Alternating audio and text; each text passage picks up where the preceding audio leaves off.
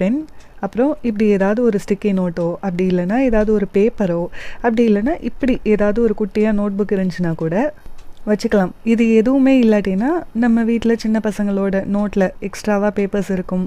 அந்த பேப்பர்ஸ் எல்லாத்தையும் கட் பண்ணி ஒரு சின்ன நோட் புக் மாதிரி கூட நம்மளாவே ரெடி பண்ணி கூட வச்சுக்கலாம். அது எதுக்காகனா, நம்ம சமைக்கும் போது ஏதாவது ஒரு பொருள் டக்குன்னு காலியாகக்கூடிய ஸ்டேஜுக்கு போகிறத நம்ம வந்து நோட் பண்ணிடுவோம். அப்படி தெரியும் போதெல்லாம் என்னென்ன பொருள்லாம் இல்லை அப்படின்னு நமக்கு தெரியுதோ அது எல்லாத்தையும் இந்த மாதிரி இந்த ஸ்டிக்கி நோட்டில் நம்ம நோட் பண்ணி வச்சுக்கிட்டோன்னா கடைக்கு போகும்போது எதையுமே நம்மளால் மிஸ் பண்ணாமல் வாங்கிட்டு வந்துட முடியும். கிச்சனில் ஒர்க் முடிஞ்சதுக்கப்புறமா இதில் மந்த்லி கிராசரி ஐட்டம்ஸையும் நம்ம எழுதி வச்சுருப்போம்ல, அதை தூக்கி மந்த்லி கிராசரி லிஸ்ட் நம்ம ஜென்ரலாக இதில் எழுதுவோமோ அதில் போய் நோட் பண்ணிடணும். நெக்ஸ்ட் மந்த்து நம்ம இதெல்லாம் வாங்க வேண்டியது இருக்குது அப்படிங்கிறத நோட் பண்ணி வச்சுட்டோன்னா கிராசரிலையும் எதையுமே நம்ம மிஸ் பண்ணாமல் பர்ஃபெக்டாக வாங்கிட்டு வந்துட முடியும். இப்படி நம்ம எழுதி வைக்கும்போது நடுவில் ஒவ்வொரு பொருளுக்கும் நம்ம கடைக்கு போகிறத அவாய்ட் பண்ணிக்கலாம்.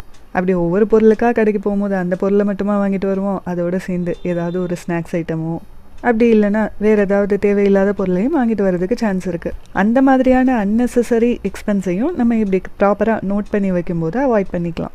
Second one, envelope method spending. இதை பற்றி ஆல்ரெடி நம்ம சேனலில் ஒரு வீடியோ இருக்குது, அதையுமே கூட செக் பண்ணி பார்த்துக்கோங்க. இப்படி என்வலப் போட்டு ஸ்பெண்ட் பண்ணும்போது எக்ஸஸ் ஆஃப் ஸ்பெண்டிங் ஆகிறத நம்மளால் அவாய்ட் பண்ணிக்க முடியும். அது மட்டும் இல்லாமல் மந்த் எண்ட் வரைக்குமே நமக்கு சிக்கலே இல்லாமல் காசு கையில் இருக்கும். ஸோ இந்த மெத்தடையுமே மஸ்ட்டாக ட்ரை பண்ணுங்கள். கண்டிப்பாக காசு வேஸ்ட் ஆகிறத